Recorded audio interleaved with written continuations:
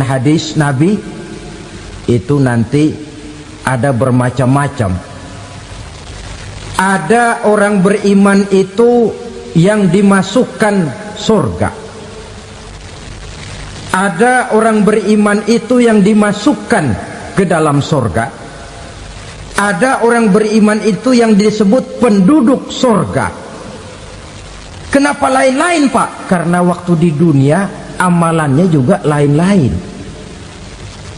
Ada orang beriman yang masuk surga. Ini paling murah tiketnya. Mau masuk surga? Kata Nabi begini, ma min abdin qala la ilaha illallah thumma mata ala dhalik illa dakhalal jannah. Kalau seorang hamba sudah mengucap dua kalimat syahadat, dia yakin dengan kebenaran kalimat itu sampai matinya, orang itu akan masuk surga. Abi Dzar yang waktu itu diajak bicara heran, ya Rasul kok gampang betul? Iya. Walaupun orang itu mencuri, iya. Walaupun orang itu berzina, iya. Biar dia mencuri, biar dia berzina, kalau dia sudah mengucap dua kalimat syahadat, dia yakin dengan kebenaran kalimat itu sampai matinya, itu orang akan masuk surga. Jadi masuk surga cukup dua kalimat syahadat, yakin sampai mati, masuk surga. Itu perkara masuk. Tapi kalau pertanyaannya diterusin, masuknya kapan, Pak? Nah, ini lain lagi urusannya. Sebab ada yang masuknya itu langsung, ada yang mampir dulu. Di sana tempat cuma dua, kalau tidak surga, neraka. Mau ke surga tapi mampir dulu, yang mampirnya jelas di neraka. Kenapa? Dalam hadis qudsi ada riwayat, nanti itu di akhirat, setelah Allah selesai mengatur penduduk surga masuk surga, yang neraka masuk neraka, Allah berkata kepada malaikat Malik, malaikat Malik, labaik ya Allah, itu bajingan-bajingan tengik, manusia-manusia durjana yang waktu di dunia tidak mau sujud, jauh dari ulama, gemar melakukan yang munkarat dan maksiat, hidup di tengah masyarakat selalu jadi bibit keonaran, kufur, sudah masuk neraka semua. Sudah ya Allah. Nah, kalau sudah, coba sekarang kamu masuk, Malik. Saya, iya, masuk neraka. Mau apa ya Allah? Kata Allah, akhriju minan nar man kana fi qalbihi misqala habatin min khardalin min iman. Kau masuk neraka, cari di dalam neraka orang-orang yang ada imannya walaupun kecil sebesar biji zarah, angkat mereka keluar. Masuk malaikat Malik ke neraka, cari orang yang ada imannya, korek-korek. Ya repot, udah pada gosong. Yang ada imannya diangkat ke atas, yang ada imannya diangkat ke atas, lalu dimandikan di Nahrul Hayat, namanya sungai kehidupan di akhirat nanti. Cakep lagi rupanya, bersih lagi wajahnya, apel di hadapan Allah. Kata Allah, bagaimana Mas? Kapok nggak sampean? Kapok ya Allah. Nah, kalau kapok, idhab fadkhulil jannah, pergi masuk surga sana. Berangkat mereka ke surga, ketemu sama teman-temannya yang udah sampai lebih dulu, yang nggak pakai mampir lagi.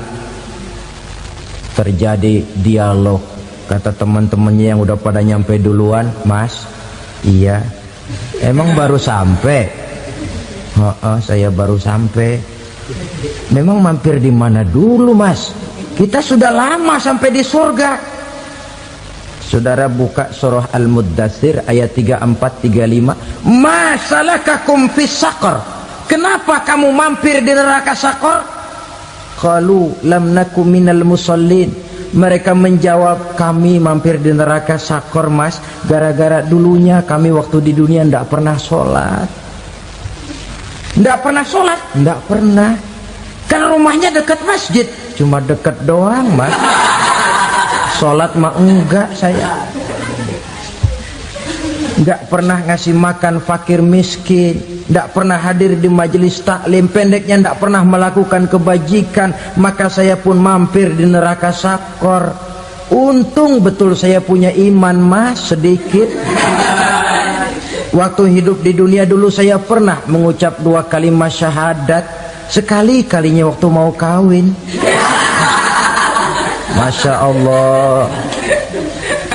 Untung saja kawin, kalau nggak kawin polos.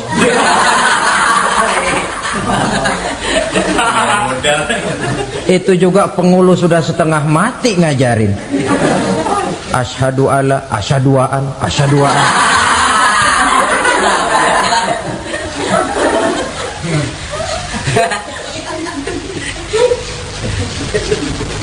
Ini namanya masuk surga, ada mampir dulu. Ada pula orang mukmin itu yang dimasukkan surga. Namanya dimasukkan kan terima beres. Saya masuk ke rumah, jalan sendiri, cari tempat sendiri. Saya dimasukkan ke dalam rumah, terima beres, pokok ada di dalam, itu dimasukkan namanya. Nggak pakai mampir. Tapi tentu tiketnya lebih mahal ketimbang yang pertama tadi. Apa kata Allah? Innal ladzina amanu wa amilus salihat la ukaffiranna anhum sayyi'atihim wa la udkhilannahum jannah. Sesungguhnya orang-orang yang beriman kemudian beramal soleh, kami hapuskan segala dosa dan kesalahannya, kami masukkan mereka ke dalam surga. Lihat ayatnya, Allah yang memasukkan, kita yang dimasukkan. Tidak pakai transit, tidak usah mampir. Cuma tidak cukup syahadat, tidak cukup amanu, tapi diiringi dengan wa'amilus salih. Iman, amal. Tidak cukup syahadat, lalu dibuktikan dia sholat, dia zakat, puasa, lalu dia melakukan berbagai macam kebajikan. Ini yang menyebabkan dia tidak pakai mampir di tempat yang bernama sakor. Lalu ada pula orang mukmin itu yang disebut penduduk surga. Wah, ini sudah VIP ini. Ashabul jannah, penduduk surga. Siapa mereka? Kata Allah, innal ladzina amanu summa istaqamu fala khaufun alaihim wala hum yahzanun ulaika ashabul jannah hum fiha khalidun. Sesungguhnya orang-orang yang beriman lalu istiqamah, tetap dalam melaksanakan perintah Allah, tidak goyah, tidak labil tapi stabil, istiqamah, mereka tidak takut dan tidak bersedih hati. Merekalah penduduk surga. Iman, istiqamah. Tidak punya duit, sembayang. Banyak duit, sembayang. Miskin, sembayang. Kaya, tetap sembayang. Istiqamah. Kadang orang kalau susah rajin ke masjid, banyak duitnya ngelihat masjid melengos. Waktu miskin hamba Allah, setelah kaya jadi hamba harta. Bergeser, tidak ada nilai istiqomahnya. Saudara-saudara, dengan begitu penduduk neraka itu dua. Ada penduduk permanen, ada penduduk yang semi permanen. Yang semi permanen orang-orang beriman yang mempunyai dosa besar. Mereka masuk ke neraka untuk menerima azab sesuai dengan dosanya. Bila selesai masa azab itu, mereka akan diangkat untuk ditempatkan kembali ke dalam surganya Allah Subhanahu wa ta'ala. Nah, dikala itulah saudara-saudara, ada yang disebut syafaat dari Rasulullah Sallallahu Alaihi Wasallam. Tapi tentu jangan lupa, syafaat ini ibarat kain menambal dia. Kita punya kain bolong-bolong sedikit, syafaat yang menambal. Solat kita ada kurang dikit, sedekah kita ada campur riak dikit, amalan kita ada tidak karena Allah dikit, kita berharap syafaat. Jadi biarlah kain masih bolong-bolong, yang penting punya kain. Tapi kalau kainnya tidak ada, yang ditambal apanya? Solat tidak, puasa tidak, zakat tidak, berharap syafaat saja. Ya, terlalu berlebihan itu. Saudara hadirin yang saya hormati, apabila selesai proses penghisaban, proses penghitungan, maka dikala itulah manusia terbagi dalam dua kelompok besar. Fariqun fil jannah wa fariqun fis sa'ir. Sekelompok orang-orang beruntung yang masuk ke dalam surga, dan sekelompok lagi masuk ke dalam neraka. Ibu-ibu, saudara-saudara kaum muslimin rahimakumullah, pada pertemuan yang lalu sudah saya jelaskan bahwa hidup selalu berakhir dengan kematian. Apabila datang kematian menimpa seseorang, datanglah kiamat baginya. Itu yang disebut dengan kiamat kecil.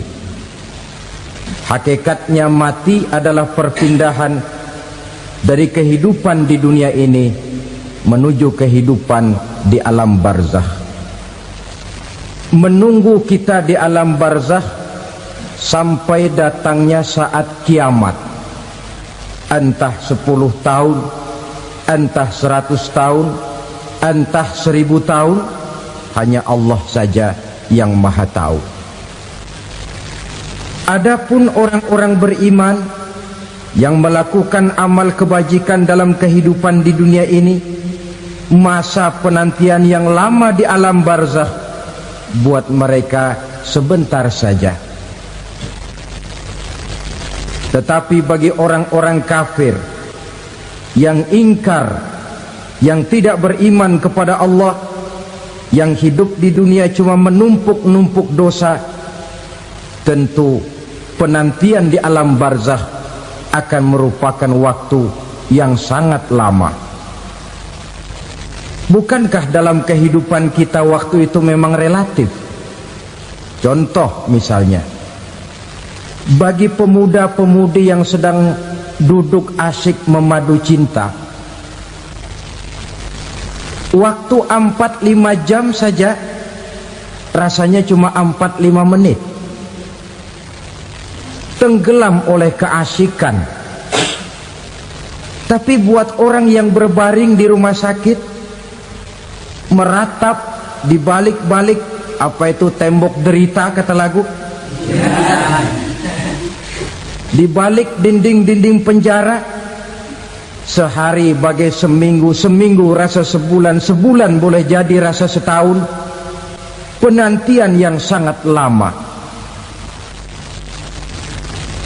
Kapan kiamat itu akan datang? Ini rahasia Allah. Jangankan kita yang orang awam, baginda Nabi sendiri tidak diberitahu oleh Allah kapan kiamat itu akan terjadi. Tetapi sungguh pun demikian, banyak hadis-hadis yang menjelaskan ciri atau tanda-tanda datangnya kiamat. Nah, kalau sudah bicara soal tanda, tanda kiamat itu ada dua. Pertama yang disebut alamatus sughra, tanda-tanda kecil. Ini waktunya masih ada tenggang. Ada yang dinamakan alamatul kubra, tanda-tanda besar, artinya kiamat sudah diambang pintu. Apa tanda-tanda kecil dari datangnya hari kiamat itu?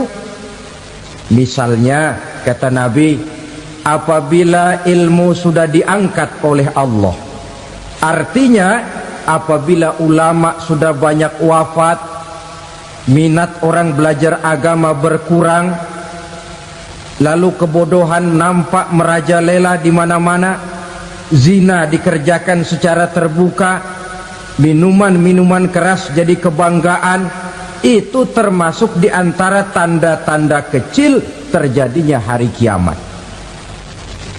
Apalagi misalnya iza waladatil ammatu rabbataha, apabila budak sudah melahirkan tuan.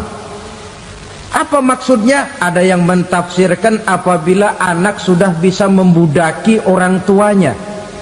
orang tua yang melahirkan dia, yang membesarkan dia, demi setelah si anak besar jadi orang berpangkat, bertitel, berharta, berkedudukan, jadilah orang tua itu budaknya.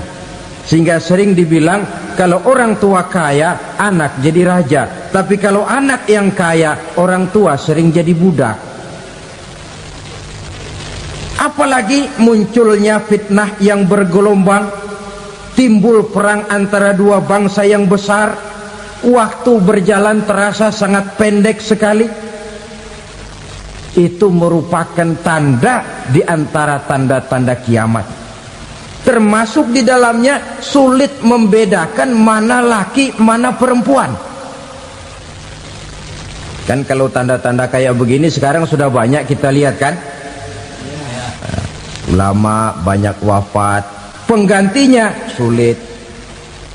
Zina dikerjakan berterang-terangan, minuman keras jadi kebanggaan, banyak anak membudaki orang tuanya, sulit membedakan mana laki mana perempuan. Kadang-kadang dari belakang kita lihat perempuan bener, begitu kita colek nengok jenggotan.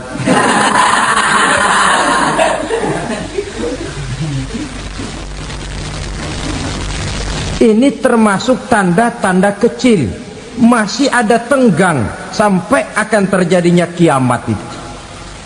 Nah, yang dimaksud dengan tanda-tanda besar, ini tanda besar artinya kiamat sudah diambang pintu. Pertama, matahari terbit dari sebelah barat. Apabila matahari sudah terbit dari arah sebelah barat, tertutuplah sudah pintu taubat. Bersabda Nabi kita, la taqumus sa'atu hatta tatlu'a syamsu min maghribiha. Tidak akan datang hari kiamat sampai matahari terbit dari arah sebelah barat. Wa iza tala'at, manakala matahari telah terbit dari arah sebelah barat, wara'ahan nasu, manusia banyak menyaksikan itu, amanu ajma'un, mereka pun lalu beriman.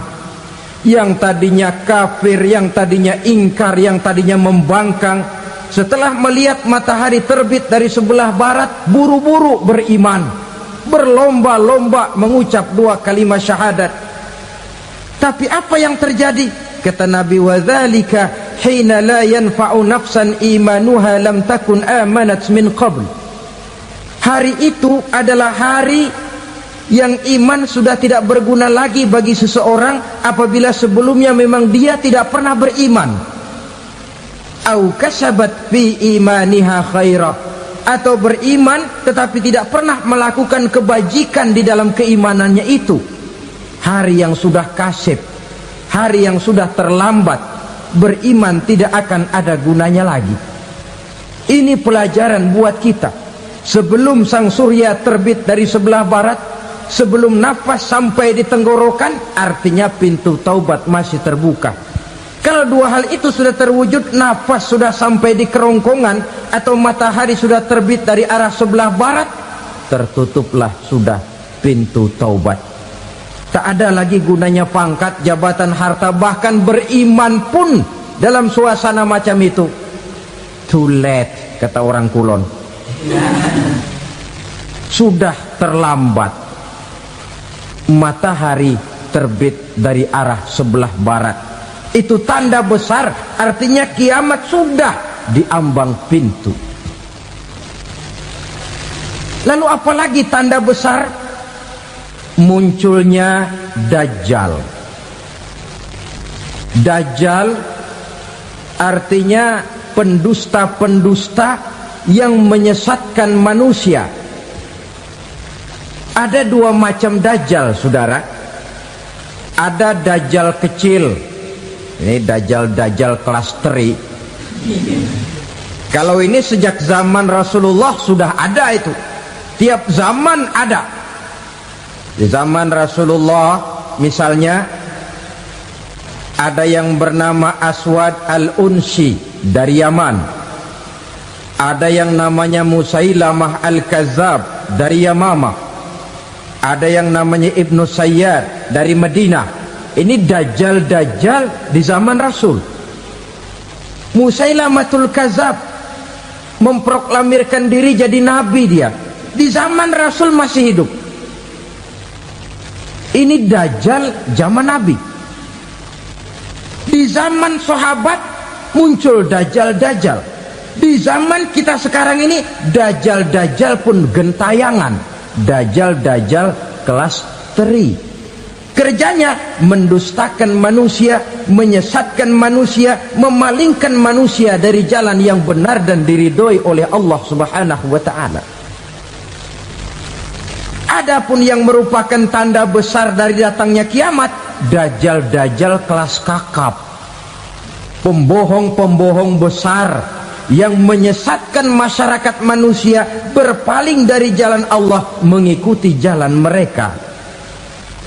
Apa sih ciri dajjal itu? Kata Nabi dalam hadis Bukhari Muslim, "Innad dajjala", sesungguhnya yang namanya dajjal itu yakhruju, satu saat akan muncul mendekati hari kiamat. Wa inna ma'ahu ma'an, si dajjal ini membawa air. Wa naran, dan juga membawa api. Dua simbol. Di tangan yang satu dia bawa air, di tangan yang satu dia bawa api. Wa ammal ladzi yarahu an-nasu ma'an fanarun, adapun yang orang banyak lihat air, hakikatnya adalah api. Yang dilihat api, hakikatnya adalah air. Oleh sebab itu, kalau api yang ditawarkan, ambillah air. Kalau air yang ditawarkan, pilihlah api. Maksudnya apa ini? Ini bahasa simbol, saudara-saudara. Dajjal bicaranya seolah-olah untuk kepentingan manusia, menawarkan surga yang dia tawarkan hakikatnya neraka. Hai manusia, kalau kau mau bahagia, jangan dekat-dekat dengan agama. Sholat itu tidak efektif dan efisien, tidak produktif dari segi ekonomi itu. Menghadiri majelis taklim cuma buang-buang waktu. Tahajud, tasbih, tahlil, baca Quran, apa itu? Pekerjaan mubazir saja. Hidup ini cuma sekali, masa yang cuma sekali, manfaatkan dengan sebaik-baiknya. Mumpung, dibawanya sifat mumpung, tetapi dalam pengertian yang sangat negatif. Bicaranya seolah-olah untuk kepentingan manusia, tetapi sebenarnya menjerumuskan manusia. Menawarkan air, tapi sebenarnya api. Menawarkan api, tapi hakikatnya air. Buat apa kamu sholat? Buat apa kamu bayar zakat? Buat apa kamu puasa? Surga yang dicanangkan dajjal, hakikatnya neraka. Neraka yang digambarkan dajjal, pada dasarnya adalah surga. Jadi memutarbalikkan fakta itu kerjaan dajjal. Yang hak jadi batil, yang batil dibilang hak, yang benar jadi salah, yang salah malah jadi benar. Tuntunan disuruh jadi tontonan, tontonan malah menjadi tuntunan. Itu pekerjaan dajjal profesinya. Zamannya Nabi Adam, dajjalnya kan iblis. Betul? Betul. Apa sih gang kerayuan iblis itu? Allah setelah menciptakan Nabi Adam kan bilang, Adam, kau dan istrimu Hawa tinggal di surga ini. Seluruh fasilitas yang ada di surga persilahkan kau nikmati. Satu yang tidak boleh, jangan coba-coba dekati pohon khuldi. Dekat saja jangan, apalagi sampai memetiknya. Datang dajjal yang namanya iblis ini.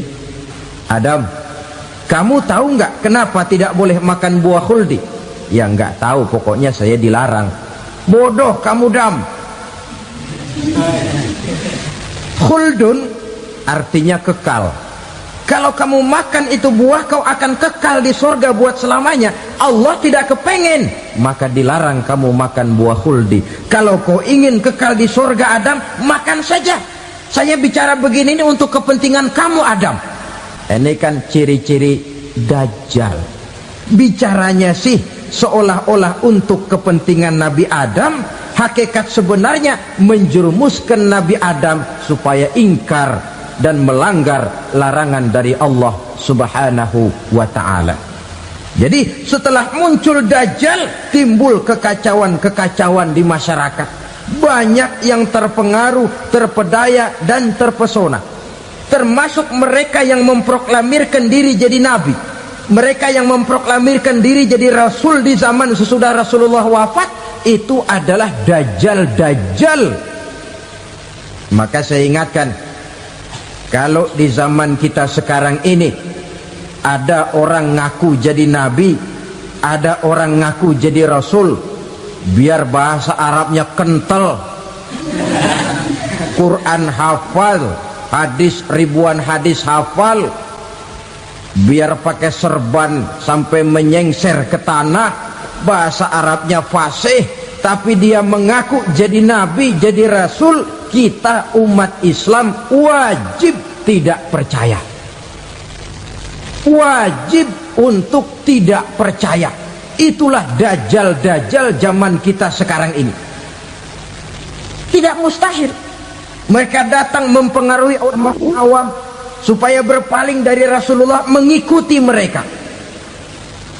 Nah, di akhir zaman nanti, mendekati hari kiamat, Dajjal ini muncul, Dajjal kelas kakap, menyesatkan masyarakat manusia untuk berpaling dari Islam, mengikuti seruan mereka.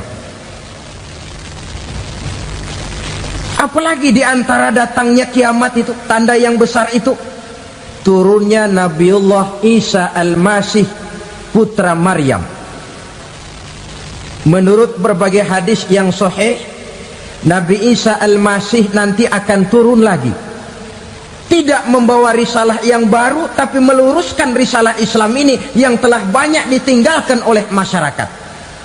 Bahkan ada hadis menjelaskan beliau akan membunuh Nabi, mematahkan kayu-kayu salib, lalu melaksanakan haji dan umrah mengikuti syariat Nabi Muhammad, bukan membawa agama baru.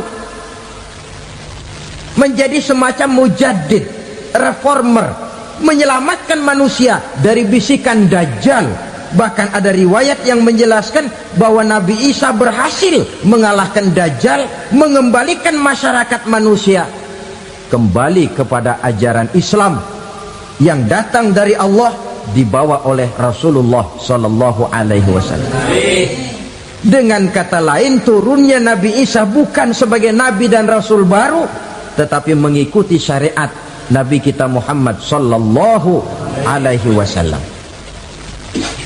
Saudara hadirin, ibu-ibu hadirat yang saya hormati, kemudian apalagi di antara tanda-tanda besar akan datangnya kiamat itu? Keluarnya asap atau awan. Kata Nabi, inna min asyrati sa'ah dukhanan yamla'u ma bainal masyriqi wal maghrib. Di antara tanda-tanda kiamat, munculnya awan antara langit dan bumi. Ini pun diperkuat dalam surah Ad-Dukhan ayat 10, fartaqib yauma ta'tis sama' bidukhanin mubin fayughshan nas hadza azabun alim. Bagi orang-orang yang beriman, mereka biasa-biasa saja, tapi bagi orang kufur, datangnya asap dan awan ini merupakan azab yang kelewat pedih. Barangkali sedikit mendekati gambaran tentang azab yang pedih ini, saya ingatkan alam pikiran kita kepada peristiwa yang belum lama terjadi. Pernah dengar berita bocornya reaktor nuklir di Chernobyl, Uni Soviet? Pernah dengar?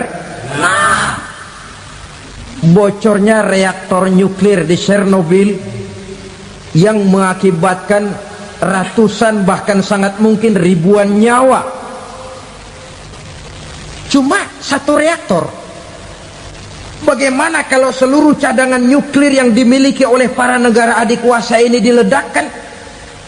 Bahkan yang konon menurut catatan cadangan nuklir yang dimiliki bersama oleh Amerika dan Rusia sekarang ini sudah sanggup memusnahkan 6 miliar manusia, 1,5 kali lebih banyak dari jumlah manusia yang nongkrong di permukaan bumi ini.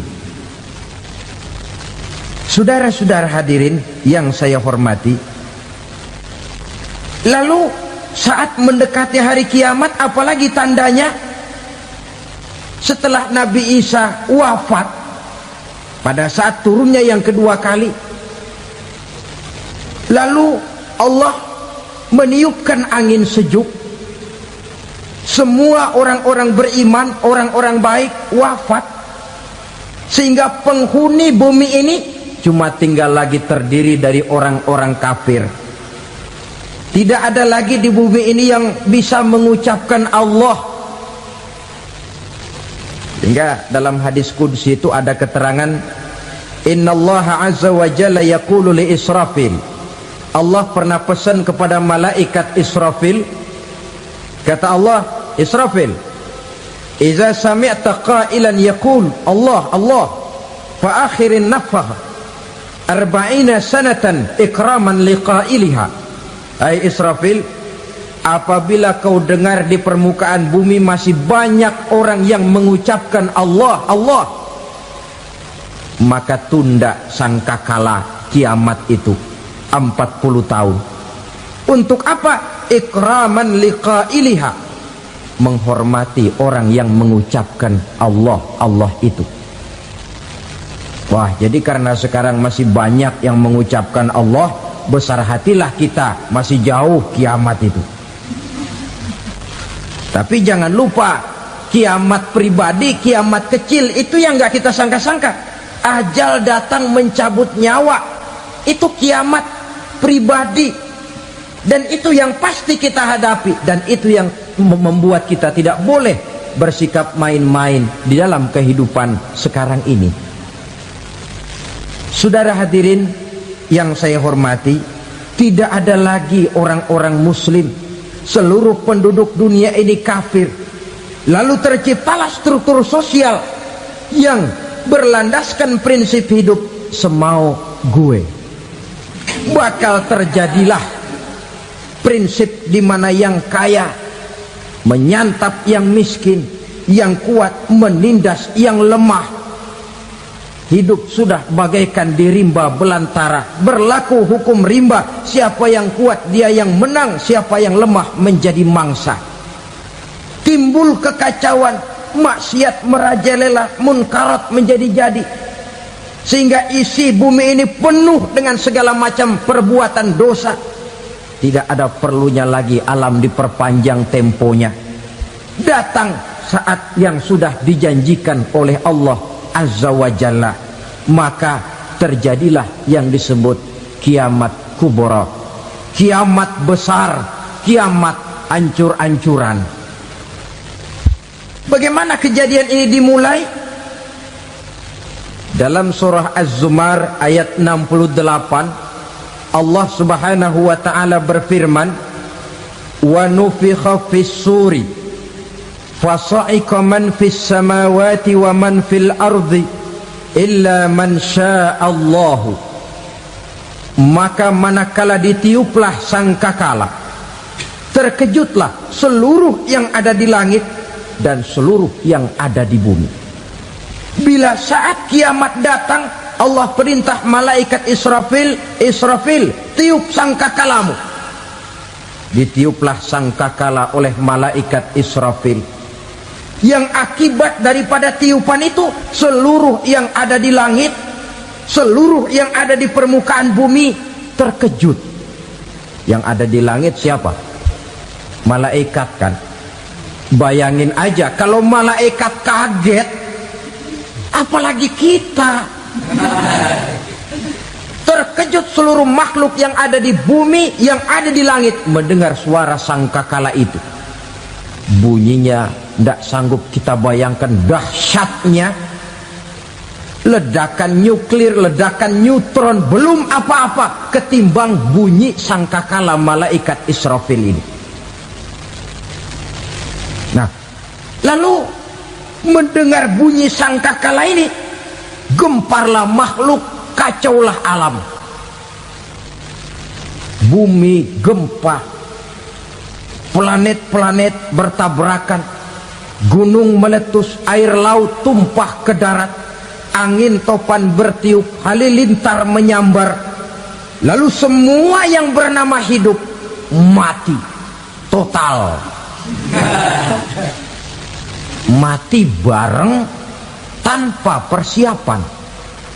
La haula wala quwata illa billah. Saya kadang-kadang dalam tafakur bermohon, ya Allah, mudah-mudahan saya nggak nemuin kiamat beneran. Ngeri. Tidak bisa kita bayangkan macam apa suasana seperti itu. Allah saja banyak memberikan gambaran, misalnya Al-Qari'ah, wa mal qari'ah, wa ma adraka mal qari'ah. Kejadian yang menggemparkan.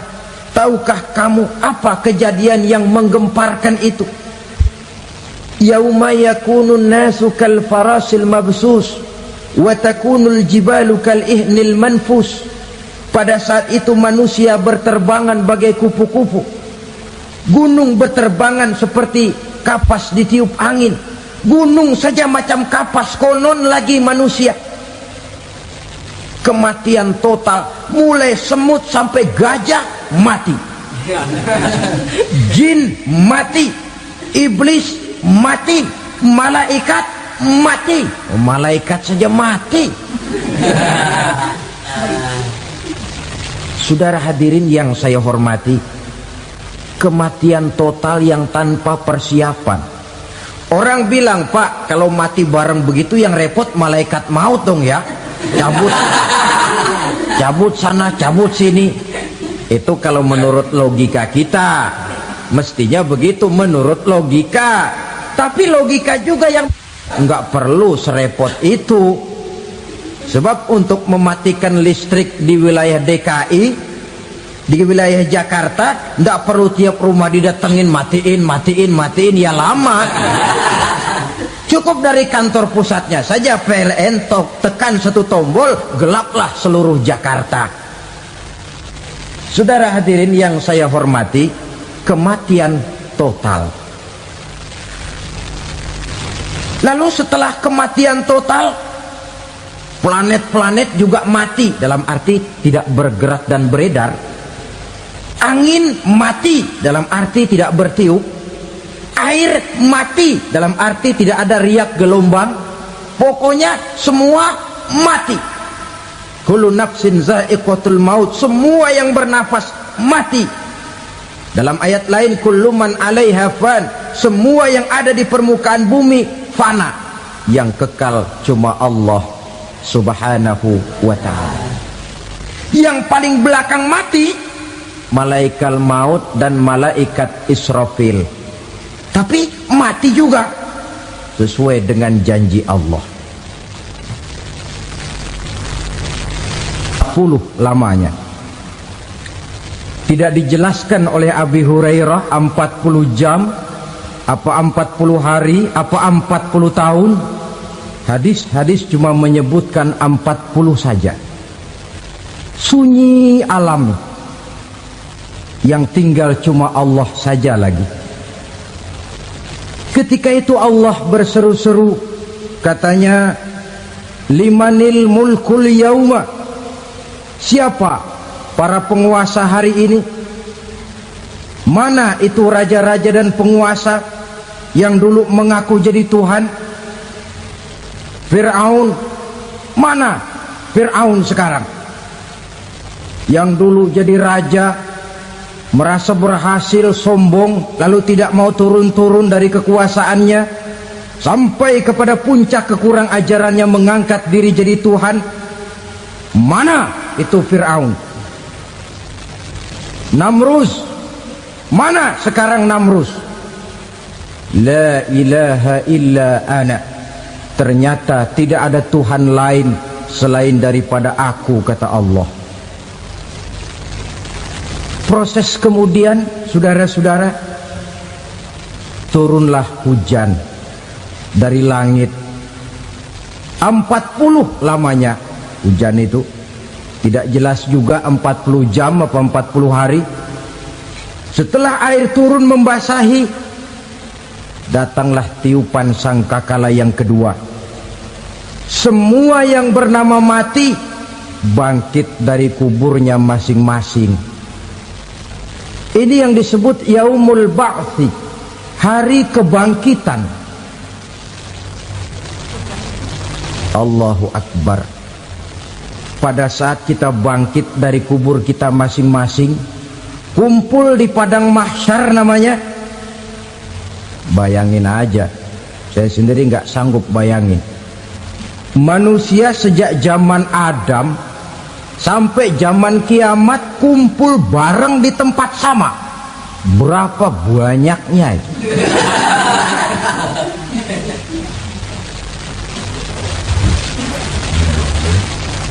Dan yang luar biasa menurut satu riwayat, pada saat bangkit itu, Masya Allah, roman muka kita berubah, disesuaikan dengan amalan kita waktu di dunia ini. Barang siapa yang waktu di dunia amalannya itu amalan tikus, di akhirat nanti dia bangkit dari kubur, mukanya seperti muka tikus. Gagah betul badannya, tapi mukanya seperti tikus. Kenapa? Amalannya waktu di dunia seperti amalan tikus. Apa amalan tikus itu? Suka ngegeragoti barang yang sudah disimpan rapi-rapi. Orang sudah simpan uang rapi-rapi, simpan perhiasan rapi-rapi, digeragoti oleh tikus. Maling-maling, pencoleng-pencoleng, koruptor-koruptor. Itu nanti di akhirat nanti kita lihat mukanya seperti muka tikus. Oh, ini waktu di dunia suka nyolong, hanya seperti muka tikus. Barang siapa yang waktu di dunia ini amalannya itu amalan macan, dia akan bangkit nanti mukanya seperti muka macan. Apa amalan macan? Macan itu amalannya menang-menangan. Orang yang mau menang saja nggak mau mengalah. Coba lihat di hutan, kenal hutan nggak? Di hutan, raja hutan di mana-mana pasti macan, betul kan? Betul. Padahal hutan belum pernah bikin pemilihan umum. Tapi macan tidak peduli ada pemilihan umum apa tidak, pokok saya raja. Sebab apa? Macan jadi raja itu bukan karena benar, tapi karena kuat jadi raja. Setelah dia jadi raja, rakyat hutan yang mesti dilindungi malah dimakan oleh raja macan. Kambing rakyat hutan dimakan oleh macan. Ayam rakyat hutan dimakan oleh macan. Itu nanti kita lihat di akhirat itu mukanya seperti muka macan, gagah betul. Lalu barang siapa yang di dunia ini amalannya itu seperti amalan anjing, nanti dia punya muka seperti muka anjing. Apa amalan anjing? Pertama, anjing itu kalau disuruh jaga rumah, dia tidak bisa membedakan mana maling, mana tamu. Biar yang datang maling, kalau bawa tulang, anjing kalem.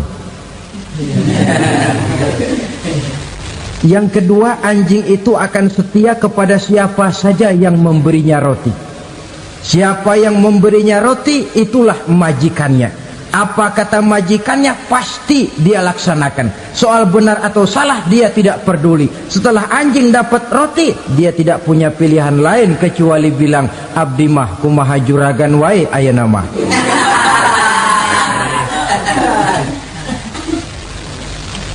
Saudara hadirin yang saya hormati, berkumpul di padang mahsyar, tiap orang sibuk dengan persoalannya masing-masing. Matahari waktu itu didekatkan oleh Allah, panas luar biasa. Ada yang saking panasnya itu mencucurkan peluh keringat sampai sebatas mata kakinya. Ada yang keringatnya sampai sedengkulnya, ada yang keringatnya sampai sepusatnya, ada yang keringatnya mengalir sampai sebahunya, ada yang kelelap oleh keringatnya sendiri, sementara orang di sampingnya nggak apa-apa. Bergantung lagi amalan dia waktu di dunia ini.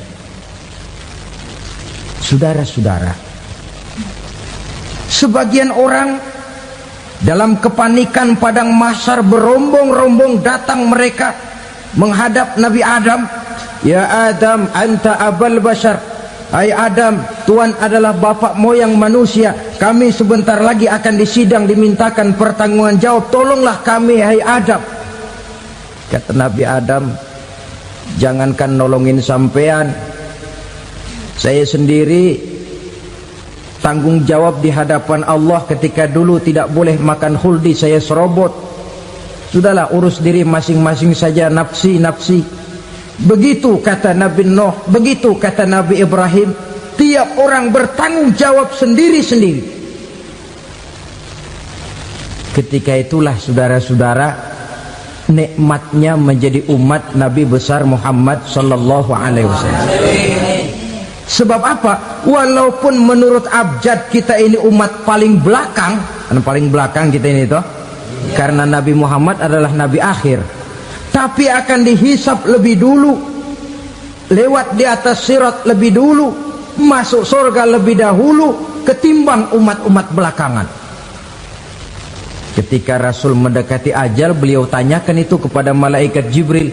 Malaikat Jibril berkata, Muhammad jangan khawatir, Allah sudah berjanji, inni haramtul jannata ala sairil anbiya hatta tadkhulaha anta, wa haramtuha ala sairil umami hatta tadkhulaha ummatuka. Surga aku haramkan buat seluruh nabi kecuali kalau engkau Muhammad sudah masuk ke dalamnya, dan surga aku haramkan buat seluruh umat kecuali kalau umatmu Muhammad sudah masuk ke dalamnya. Logikanya, walaupun menurut abjad kita umat paling belakang, bakal dihisap paling dulu, lewat di atas sirat paling dulu, masuk surga paling dulu, kalau mampir ke neraka juga paling dulu. Ya resiko. Jangan mau enaknya aja paling dulu. Saudara hadirin yang saya hormati, setelah masa kebangkitan itu jangan dikira begitu bangkit langsung diperiksa.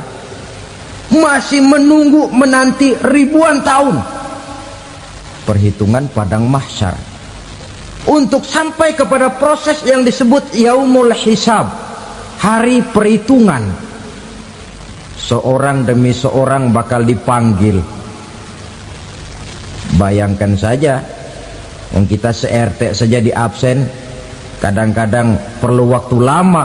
Ini manusia sejak zaman Nabi Adam sampai datang hari kiamat, satu demi satu disidang di hadapan Qadhi Rabbul Jalil. Status sosial copot sudah waktu itu. Yang pernah jadi hartawan di situ tidak lagi kelihatan kehartawanannya. Yang pernah jadi jenderal tidak lagi dipanggil jenderalnya. Yang ustadz tidak lagi dipanggil al-mukarramnya. Seluruh status sosial selesai. Dipanggillah kita seorang demi seorang menghadap Qadhi Rabbul Jalil. Bagaimana proses penghisaban itu? Pertama, proses tanya jawab. Di antaranya ada hadis menyatakan, lan tazula qadama 'abdin yaumal qiyamah hatta yus'ala an arba'i khisalin. Besok di hari kiamat tidak akan bergeser telapak kaki seorang hamba sampai dia ditanya lebih dulu tentang 4 persoalan. Tentang ilmunya, kemana ilmu itu diamalkan. Tentang umurnya, di mana umur itu dihabiskan. Tentang masa mudanya, kemana masa muda itu dipakai. tentang hartanya, dari mana harta itu didapat dan kemana harta itu dibelanjakan. Ini termasuk proses tanya jawab. Jadi kalau istilah pengadilan dunia, nama Fulan bin Fulan. Kamu waktu di dunia diberikan umur panjang untuk apa? Pernah mengalami masa muda, kemana kau habiskan masa remajamu? Kau diamanahkan ilmu, dengan apa ilmumu kau amalkan? Kau diberikan harta, dari mana harta kau dapat, kemana kau belanjakan? Tak seorang pun yang bisa mungkir. Sebab apa? Dikala itu yang menjadi saksi bukan orang. Yang menjadi saksi adalah seluruh anggota badan kita. Tangan bicara, kaki jadi saksi terhadap seluruh amalan yang pernah kita kerjakan pada saat kehidupan di alam dunia ini. Selesai proses tanya jawab, lalu diperlihatkan buku catatan kita waktu hidup di dunia ini.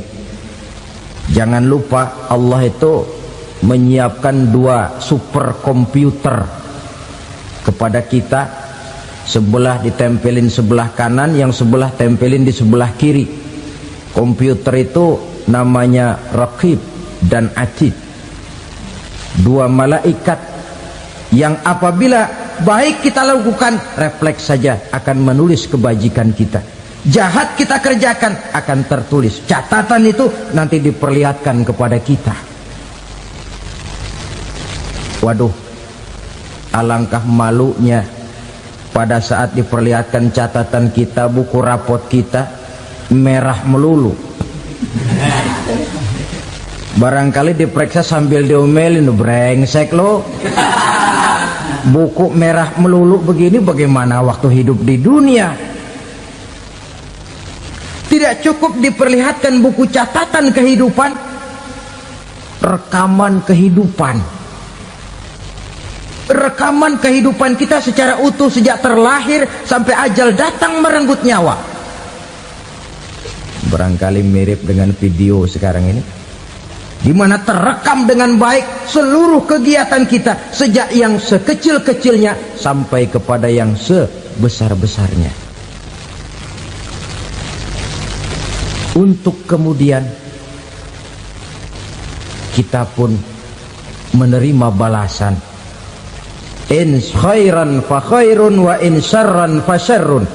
Kalau baik ya baik balasannya, kalau jahat ya jahat juga balasannya. Catatan-catatan kita diberikan. Kalau banyak kebajikannya diberikan di tangan kanan dengan cara yang halus. Kalau banyak kejahatannya diberikan dari sebelah kiri atau dilempar dari belakang. Itulah sebabnya sejak di dunia ini kita sudah mohon kepada Allah. Ketika berwudu membasuh tangan kanan, apa kita bilang? Allahumma a'tini kitabi biyamini wa hasibni hisaban yasira. Ya Allah, berikan saya kitab di tangan kanan, dan kalau saya memang perlu dihisap, hisaplah saya yang seringan-ringannya. Tangan kiri berlindung kita kepada Allah, jangan sampai diberikan kitab di tangan kiri atau dari arah sebelah belakang. Wa a'udzubika an tu'tiya kitabi bishimali aw min wara'i zuhri, dari arah sebelah belakang. Na'udzubillah min dzalik. Setelah selesai lewat proses penghisaban, lewat mizan, timbangan, maka yang sudah selesai dihisab itu bergeraklah menuju sirat, jembatan yang terbentang menuju surga melalui neraka. Saudara-saudara, panjangnya perjalanan sirat itu memakan waktu ratusan tahun. Tetapi orang yang lewat di atas sirat pun macam-macam, bergantung amalannya ketika di dunia ini. Ada yang lewat di atas sirat itu kal barkil khatib, seperti kilat yang menyambar, lep, sudah sampai dia di surga. Cepat bukan main. Ada yang lewat di atas sirat itu seperti orang lari-lari. Ada yang lewat di atas sirat itu seperti orang jalan biasa. Ada yang sambil merangkak. ada yang sambil ngesor, ada yang sambil gelayutan, ada yang selamat sampai ke ujung ke surga, ada yang tergelincir jatuh masuk ke dalam neraka, bergantung amalannya dalam kehidupan di dunia sekarang ini.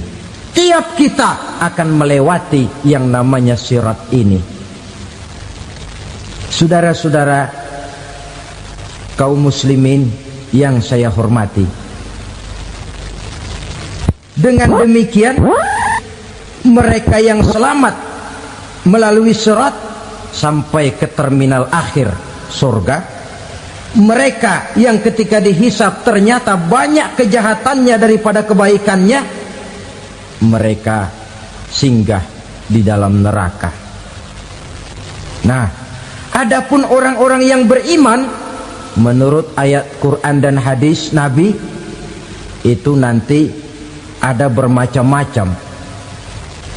Ada orang beriman itu yang dimasukkan surga. Ada orang beriman itu yang dimasukkan ke dalam surga.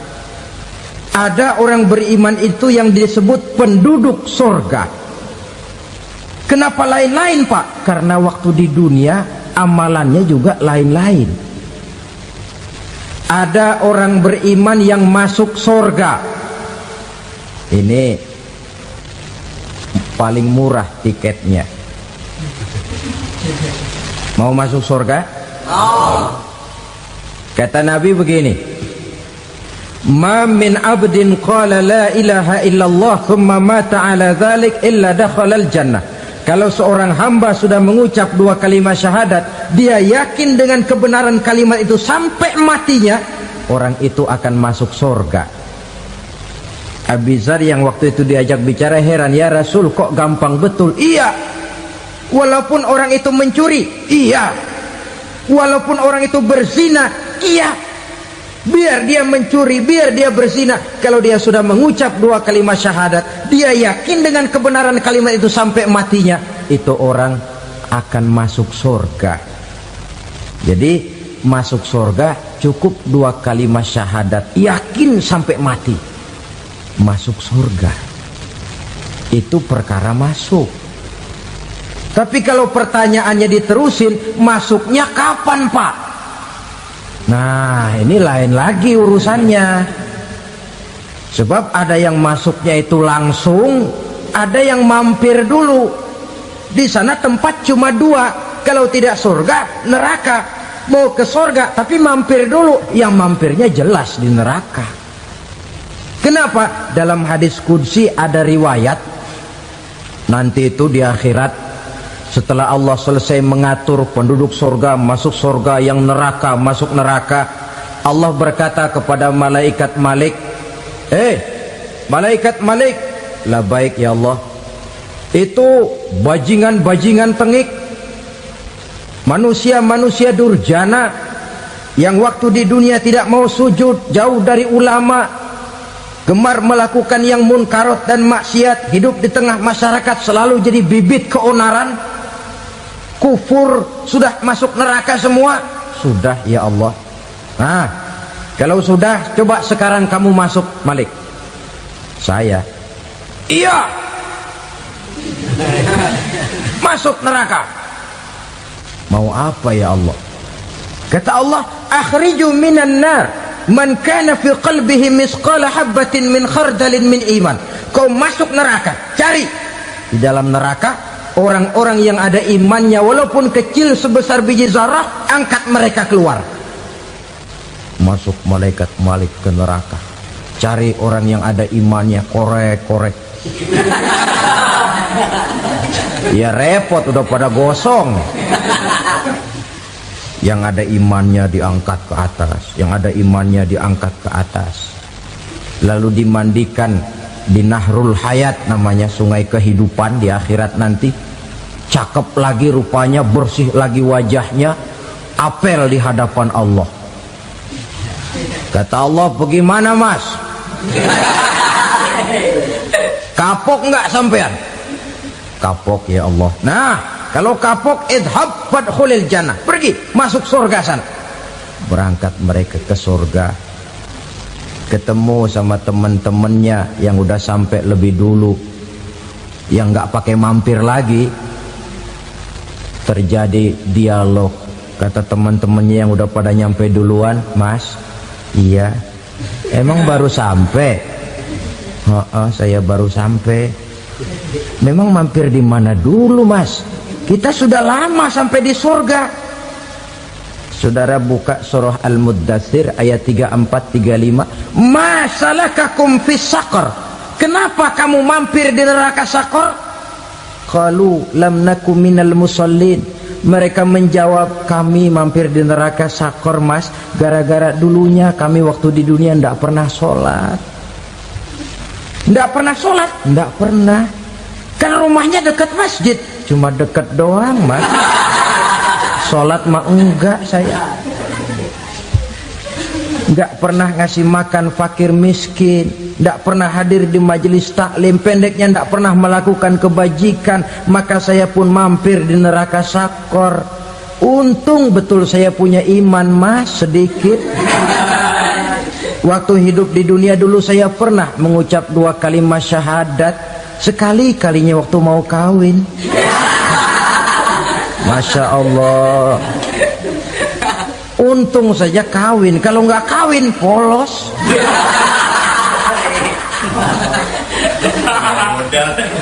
Itu juga pengulu sudah setengah mati ngajarin. Asyhadu alla, asyaduaan, asyaduaan.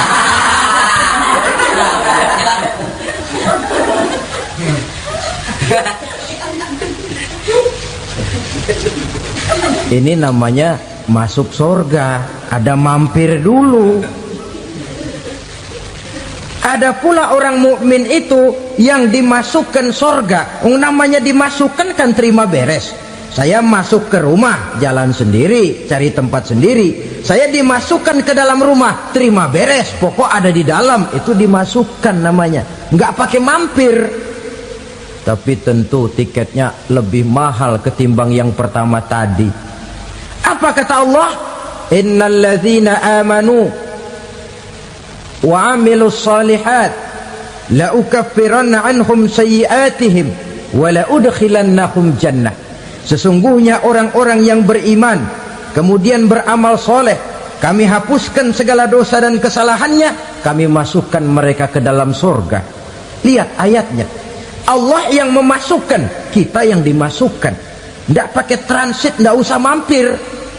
Cuma tidak cukup syahadat, tidak cukup amanu, tapi diiringi dengan wa'amilus salih. Iman, amal. Tidak cukup syahadat, lalu dibuktikan dia sholat, dia zakat, puasa, lalu dia melakukan berbagai macam kebajikan. Ini yang menyebabkan dia tidak pakai mampir di tempat yang bernama Saqar. Lalu ada pula orang mukmin itu yang disebut penduduk surga. Wah, ini sudah VIP ini. Ashabul jannah, penduduk surga.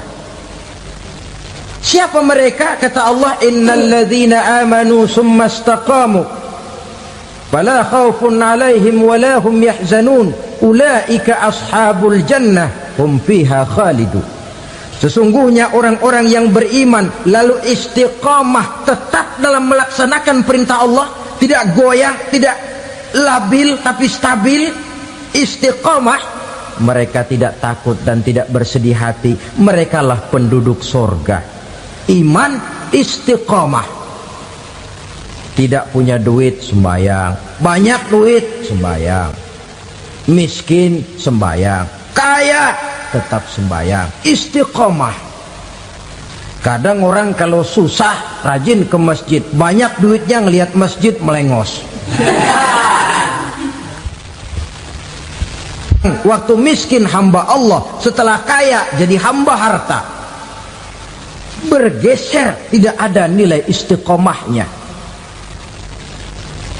Saudara-saudara, dengan begitu penduduk neraka itu dua. Ada penduduk permanen, ada penduduk yang semi permanen. Yang semi permanen orang-orang beriman yang mempunyai dosa besar. Mereka masuk ke neraka untuk menerima azab sesuai dengan dosanya. Bila selesai masa azab itu, mereka akan diangkat untuk ditempatkan kembali ke dalam surganya Allah Subhanahu wa ta'ala. Nah, dikala itulah saudara-saudara, ada yang disebut syafaat dari Rasulullah Sallallahu Alaihi Wasallam. Tapi tentu jangan lupa, syafaat ini ibarat kain menambal dia. Kita punya kain bolong-bolong sedikit, syafaat yang menambal. Solat kita ada kurang dikit, sedekah kita ada campur riak dikit, amalan kita ada tidak karena Allah dikit, kita berharap syafaat. Jadi biarlah kain masih bolong-bolong, yang penting punya kain. Tapi kalau kainnya tidak ada, yang ditambal apanya? Solat tidak, puasa tidak, zakat tidak, berharap syafaat saja. Ya, terlalu berlebihan itu. Saudara hadirin yang saya hormati, apabila selesai proses penghisaban, proses penghitungan, maka dikala itulah manusia terbagi dalam dua kelompok besar. Fariqun fil jannah wa fariqun fis sa'ir. Sekelompok orang-orang beruntung yang masuk ke dalam surga, dan sekelompok lagi masuk ke dalam neraka. Dia akan diberikan rezeki oleh Allah dengan jalan yang tidak disangka-sangka. Rezekinya datang dengan cara yang tidak disangka-sangka. Gajinya mungkin kecil, tapi penghasilannya gede. Kan itu yang penting.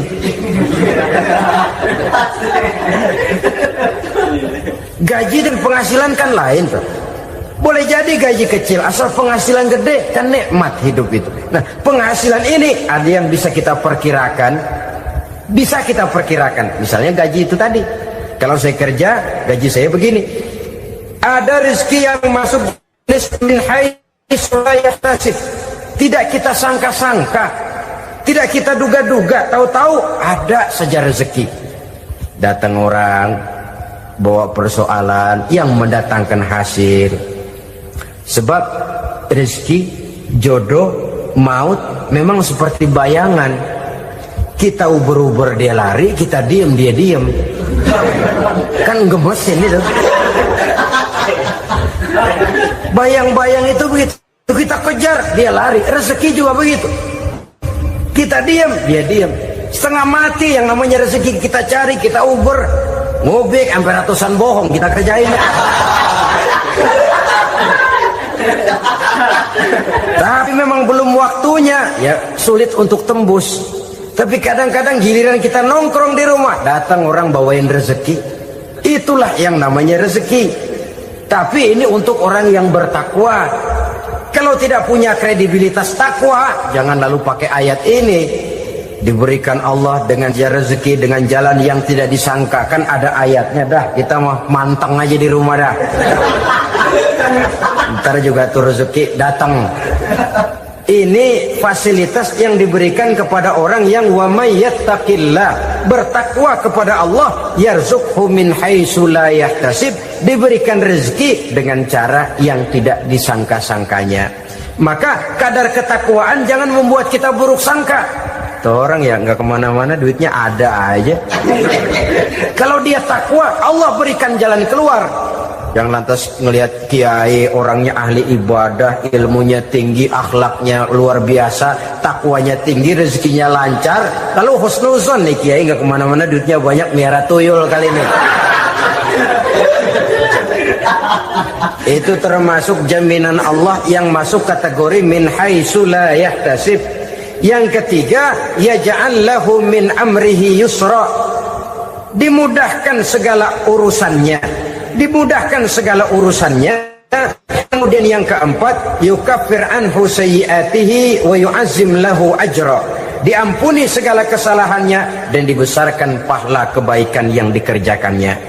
Al-Quranul Karim memberikan tuntunan dan ajaran kepada kita bahwa orang-orang yang memperoleh kemenangan itu tidak lain adalah orang-orang yang bertakwa.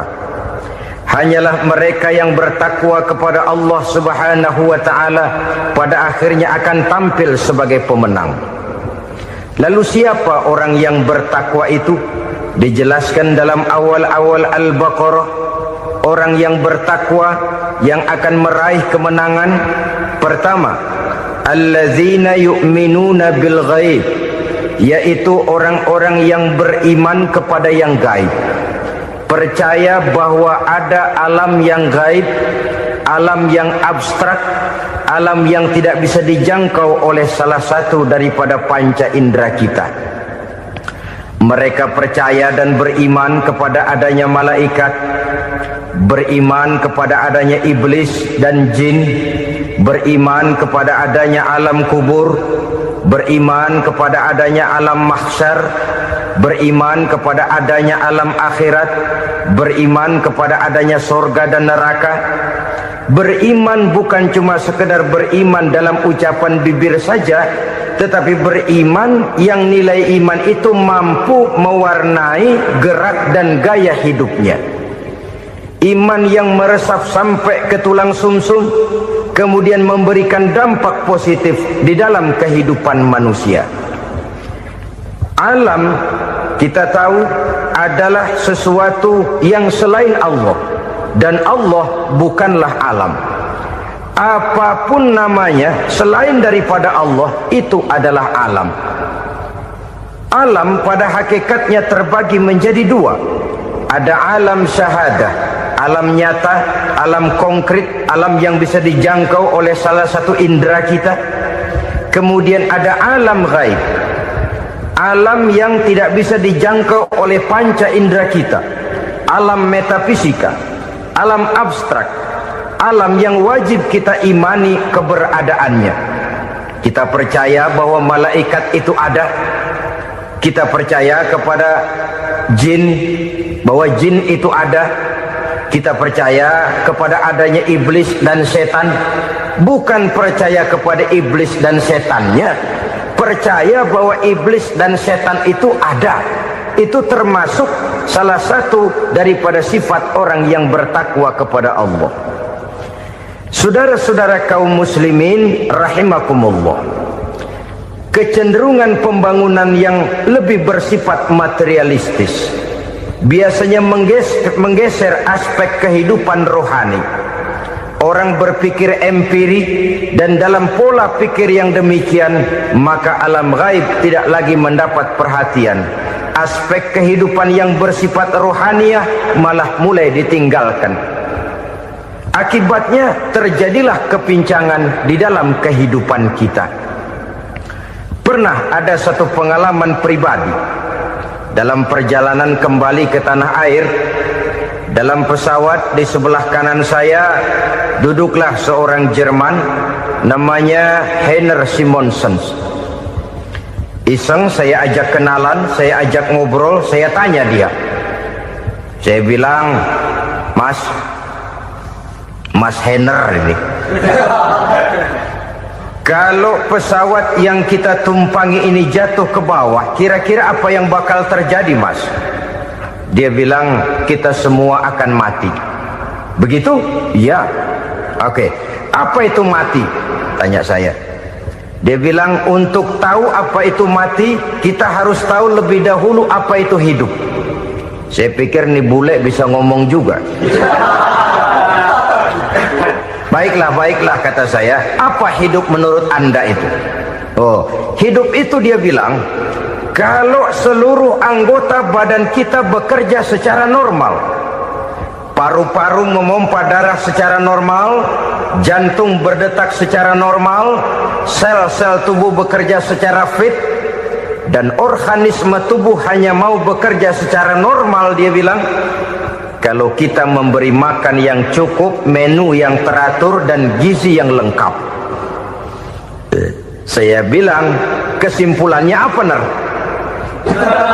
Dia jawab, hidup adalah dari tangan ke mulut.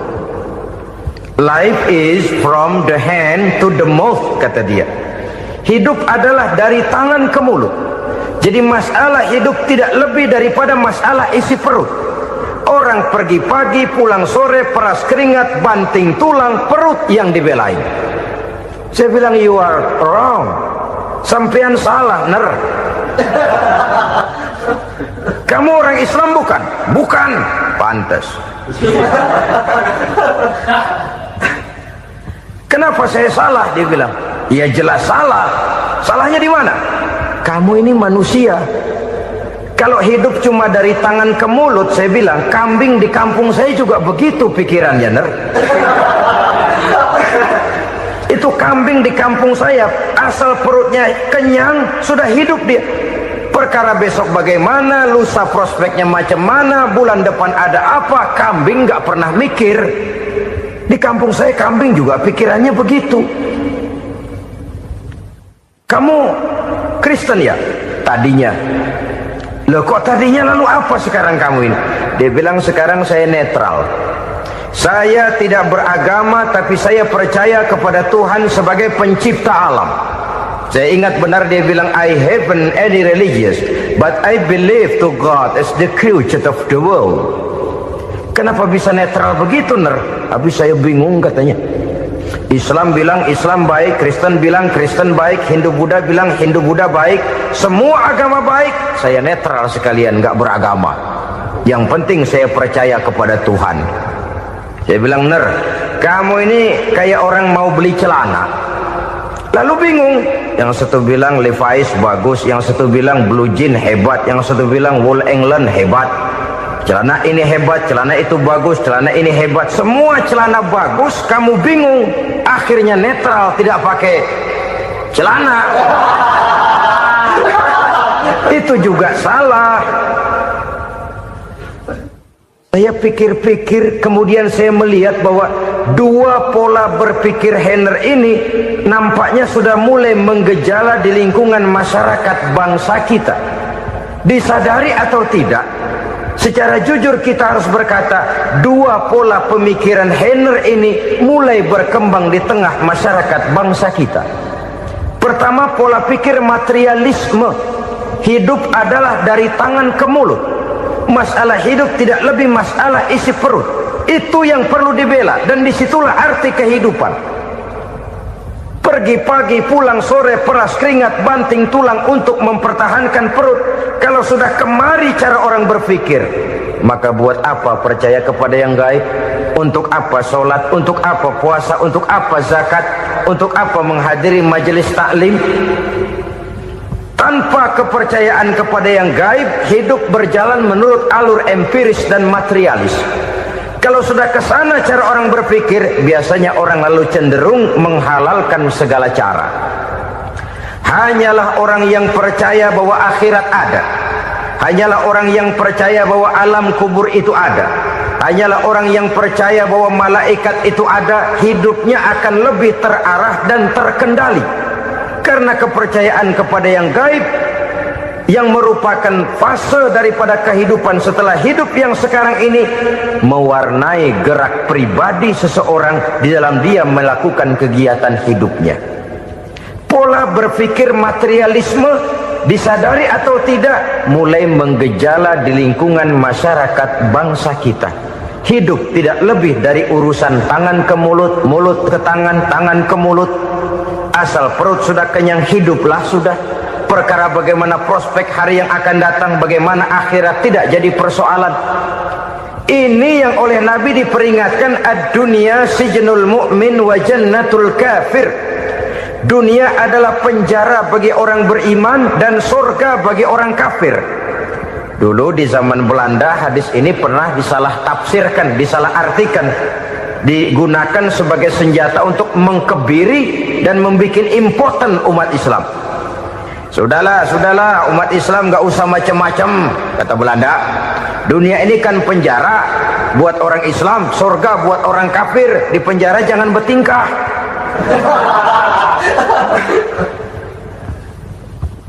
Pengertiannya tidak begitu. Dunia adalah penjara bagi orang mukmin. Artinya dalam kehidupan dunia seorang mukmin tidak bebas memperturutkan hawa nafsunya. Di penjara hawa nafsunya itu. Sebaliknya surga bagi orang-orang kafir. Buat orang kafir, surgalah dunia ini. Mereka bebas memperturutkan hawa nafsunya. Dilarang tidak terlarang, dicegah pun tidak tercegah. mereka hidup menurut alur bisikan nafsu mereka sendiri. Kemudian bila ajal datang, maut merenggut nyawa, selesailah surganya sampai di situ. Maka bagi orang-orang yang tidak percaya kepada adanya akhirat, kepada adanya alam gaib, surganya sebatas umurnya. Sekali lagi, surganya sebatas umurnya. Bila umur selesai, ajal pun datang merenggut nyawa, selesailah sudah surganya sampai di situ. Alangkah pendeknya perjalanan orang-orang yang tidak percaya kepada alam gaib ini. Bagi kita mukmin, jikalau kita mampu memenjarakan hawa nafsu, kita bisa bahagia di dunia ini. Dan Islam memang tidak menyuruh kita sengsara di dunia. Raih dunia, kejar dunia, gapai dunia sebagai alat untuk mencapai kebahagiaan di akhirat nanti.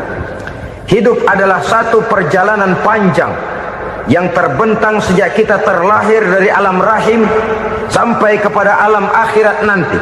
Andai kata kita gagal meraih kebahagiaan di dunia, toh kita masih punya akhirat. Tapi jangan jadi dalil yang melemahkan semangat. Biarin dah kita di dunia kebelangsak, yang penting akhirat. Akhirnya dunia benar-benar kebelangsak. Bagaimana dunia ini bisa kita raih, dan bagaimana meraih dunia untuk menunjang kepentingan akhirat nanti. Yang kedua, dari pikiran Heiner yang saya lihat menggejala di lingkungan masyarakat bangsa kita, timbulnya manusia-manusia netral. Seolah-olah Tuhan yes, agama no. Sama Tuhan percaya, agama ogah. Tuhan ngangguk, giliran agama godeng. Padahal hampir dalam setiap ayat dalam Quran, kata-kata amanu biasanya bergandeng dengan wa amilus sholihat, iman dan amal soleh. Ini sebagai isyarat Tuhan dan agama jangan pernah dipisah-pisah. Apabila kita bertuhan, maka kita harus beragama. Apabila kita beragama, maka agama itu harus bersumberkan dari Tuhan yang kita imani itu. Tidak mungkin kita pisah, Tuhan yes, agama no. Sama Tuhan percaya tapi agama bikin sendiri. Sembayangnya cukup bengong 2 jam madep ngulon.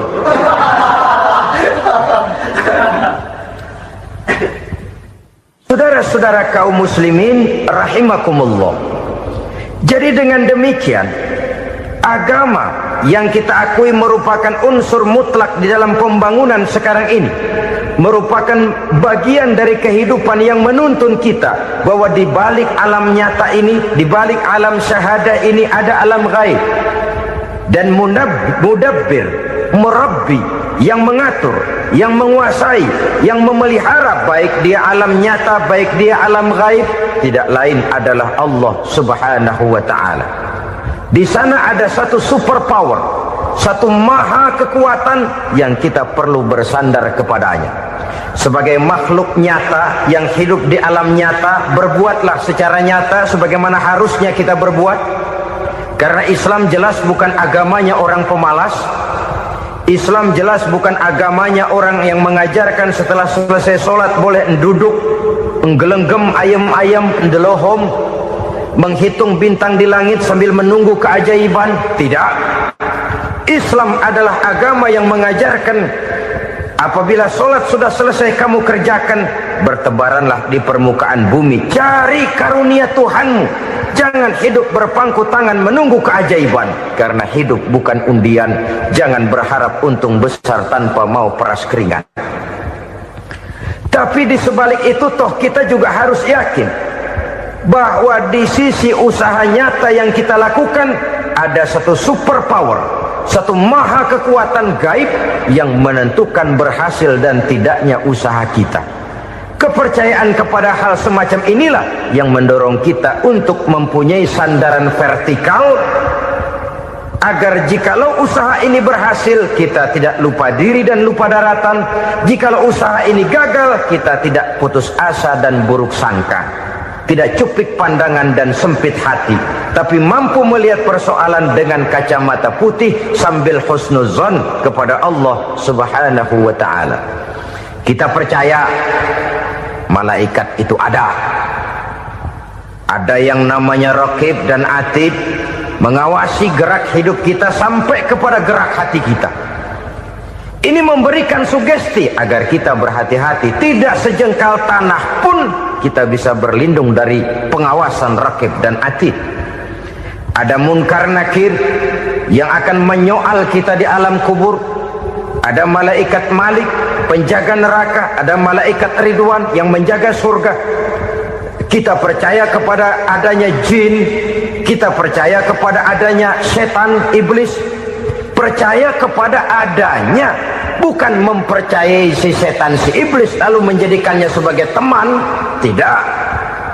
Percaya bahwa mereka itu ada dan merupakan makhluk Allah yang gaib yang diciptakan Allah Azza wa Jalla. Kepercayaan kepada alam gaib memberikan motivasi terhadap gerak lahir manusia, sehingga dengan motivasi kepercayaan kepada yang gaib, gerak lahir jadi lebih terarah, jadi lebih terpelihara. Pernah seseorang bertanya, "Pak, apakah adanya akhirat bisa dibuktikan secara ilmiah?" Saya bilang tidak bisa, tidak bisa. Kenapa? Karena yang berangkat nggak pernah pulang kembali lagi. Kalau dia pulang kemari bisa kita tanya bagaimana enak di sono. Cuma secara moral saya katakan, lebih beruntung orang yang percaya kepada akhirat daripada yang tidak. Sekarang saudara percaya akhirat ada, lalu saudara baik-baik di dunia, sholat, puasa, zakat, menolong orang lain, menebarkan kebajikan. Saudara mati, andai kata akhirat tidak ada, toh dalam hidup saudara sudah berbuat baik, paling tidak nama saudara akan dikenang sebagai orang baik. Sebaliknya, saudara percaya, kata saya, bahwa akhirat tidak ada, lalu hidup semau-maunya, tenggelam dalam maksiat dan munkarat, menentang Allah, tidak mau ruku dan sujud, lalu saudara mati, kemudian akhirat ada, ayo mau apa? Bekal tidak punya. Jadi secara moral lebih beruntung orang yang percaya kepada adanya akhirat daripada yang tidak percaya. Dan itu alam gaib yang tidak bisa dibuktikan secara eksak. Jangankan untuk membuktikan seperti itu, dalam kehidupan sehari-hari saja yang kita rasakan tidak selalu berbentuk toh. Angin, bagaimana sih bentuknya angin? Kita tidak tahu. Merah, buktinya kalau dikerok merah. Yang merah itu kulit, yang kulit kita bukan anginnya. Sakit, rasa sakit itu ada, tapi bagaimana bentuk sakit kita nggak pernah tahu. Kalau kita makan cabai pedas, bagaimana bentuk pedas itu tidak ada, tapi rasa ada. Bentuk pedas hijau, cabenya bukan pedasnya. Tidak semua yang kita rasakan bisa kita gambarkan dalam bentuk yang konkret. Oleh karena itu, sekali lagi bahwa kepercayaan kepada alam yang gaib mampu memberikan satu sugesti yang menata kehidupan seseorang lebih lurus, lebih terarah, dan lebih terkendali. Maka wajar kalau kepercayaan kepada yang gaib mengantarkan seseorang untuk meraih kemenangan. Kenapa?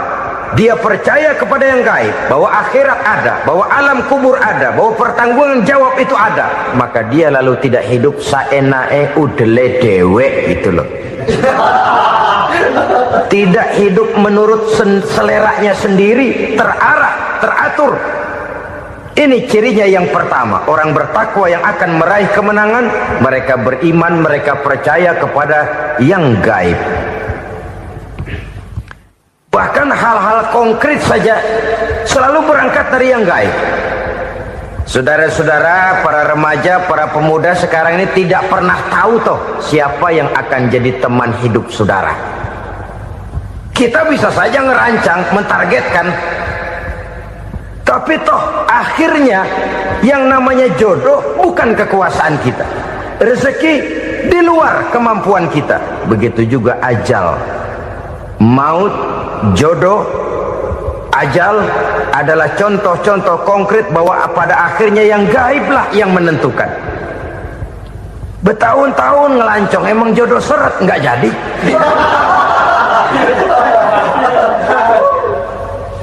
begitu kenal baru setengah malam nginep ditangkap hansip.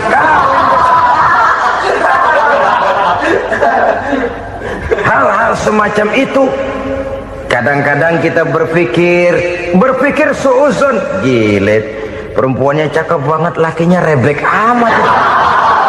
Memang begitulah jodohnya. Memang begitulah jodohnya. Saudara hadirin ma'asyiral muslimin yang saya hormati, jadi hal-hal yang konkret saja kita yakini sepenuhnya ditentukan oleh satu superpower yang gaib itu tadi. Dari sanalah segala ketentuan itu berangkat dan kesanalah segalanya akan kembali. Maka kepercayaan kepada yang gaib meluruskan gerak hidup seseorang dan itu akan mengantarkan dia kepada meraih kemenangan. Satu. Yang kedua, wa yuqimuna shalah. Orang bertakwa yang akan meraih kemenangan itu adalah orang-orang yang mendirikan sholat. Kenapa sholat mengantarkan orang untuk meraih kemenangan? Yang jelas, inna sholata tanha anil fahsya'i wal munkar. Sholat mampu mencegah manusia dari perbuatan keji dan munkar. Banyak filsafat hidup yang terkandung di dalam sholat ini. Sejak kita wudhu sampai kita menghadap ke arah kiblat, sampai kita melakukan gerak-gerak sholat, bacaan-bacaan yang ada di dalam sholat, lalu sampai kepada mengucapkan salam. Banyak filsafat hidup yang terkandung di dalam sholat. Umpamanya saja, setelah takbiratul ihram mulai kita dengan sholat dalam posisi berdiri, diajarkan dalam kitab-kitab fikih agar kita melihat ke arah tempat sujud. Ini kan filsafat kehidupan. Kalau kamu sholat dalam posisi berdiri, lihat tempat sujud. Jangan sholat mata jelalatan, sebab nanti bisa mengurangi kekhusyuan. Jadi wajar kalau yang dikatakan bahwa yang paling afdol adalah shaf yang di depan. Kenapa? Secara harfiah pengertiannya akan lebih mengundang kekhusyuan. Kenapa? Kalau kita di shaf paling depan di masjid umpamanya paling banter kita lihat tembok. Tapi kalau kita shaf di tengah atau di belakang, orang-orang di depan kita pun akan kelihatan. Yang bajunya loreng, yang bajunya genggang, yang bajunya macam-macam. Kita lihat, kadang-kadang kita pikirin, ada yang bajunya bolong.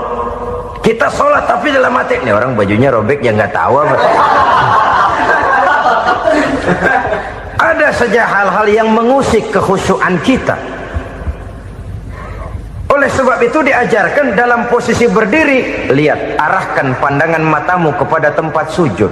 Ini kan filsafat kehidupan. Maksudnya apa? Kalau lagi diri lihat dong tempat sujud. Kalau udah di atas ingat dong sama yang bawah. Kalau sudah tinggi ingat dong dari mana kamu berangkat. Kalau sudah berkuasa bantu dong yang lemah. Kalau sudah kaya santuni dong yang miskin. Kalau sudah alim bimbing dong yang awam. Ini filsafat kehidupan. Dalam posisi berdiri kau lihat tempat sujud. Ini akan melahirkan kepekaan sosial di mana seseorang mau tahu kepada orang lainnya. Bagaimanapun kaya kita, tinggi pangkat dan jabatan kita, jikalau hidup hanya untuk kepentingan perut sendiri saja, rasanya belum membawa manfaat di dalam kehidupan kita. Tapi efek yang tertinggi sesungguhnya, sholat mencegah manusia dari perbuatan keji dan munkar.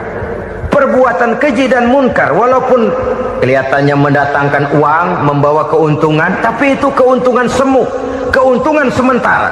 Dengan menipu orang lain kita bisa dapat untung, tapi tidak membawa berkah, dan itu adalah kerugian besar dalam kehidupan kita.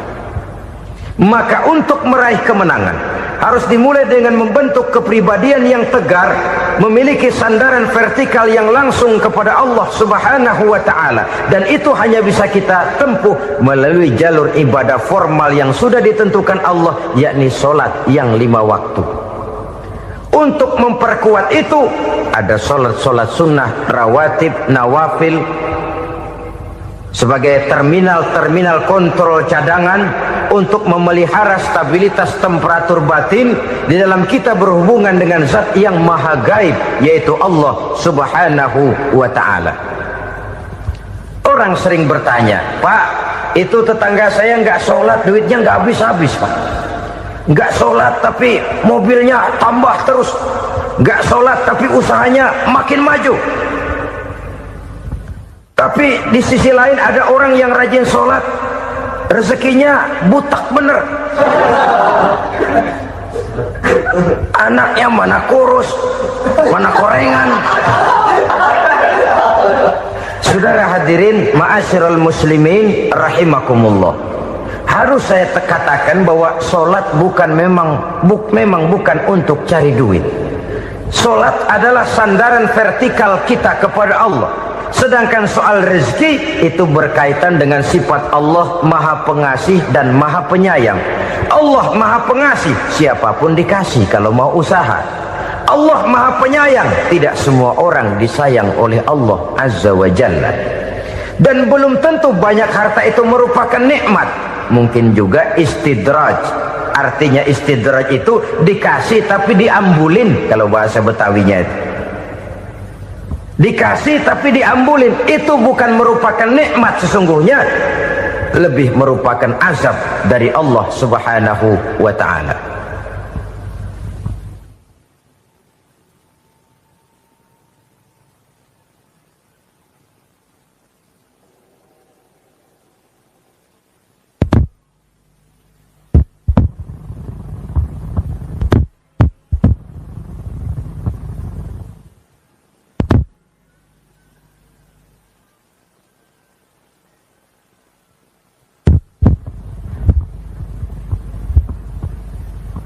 Agama mempunyai sistem sholat, dan kita umat Islam telah dituntun oleh Allah Subhanahu wa ta'ala yang wajibnya 5 kali dalam sehari semalam mendirikan sholat, dan itu tentu berada dalam jangkauan kemampuan manusia.